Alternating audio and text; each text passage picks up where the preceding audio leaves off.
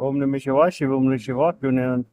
गीता सिर्फ 801 श्लोकों को याद कर लेना, संस्कृत में रट्टू तोते की तरह बोल देना नहीं है।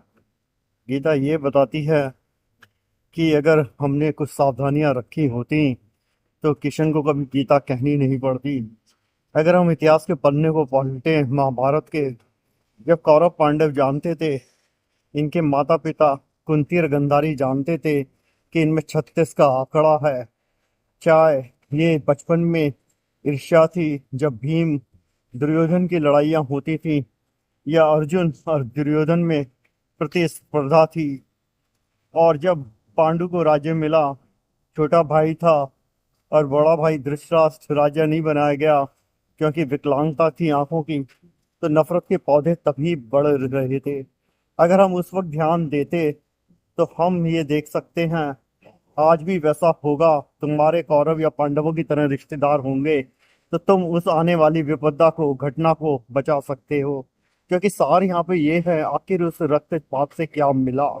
अगर पांडवों ने जब इन्हें बुलाया, कौरवों को अपने घर में ना बुलाया होता, उस महल में यहाँ पर जो है दुर्योधन उसको पानी समझकर गिर पड़ा, जो वहां पे बनाया गया था दुर्लभ दृश्य है, अजायब घर, और पांचाली के मुंह से ये ना निकला होता अंधे का बेटा अंधा, तो इसे कहा जाता है अपनी जुबान पर काबू रखना, और गलती से भी किसी का अपमान ना कर देना, उसको इतना जलील ना कर देना कि उसके अंदर नफरत की आग लग जाए।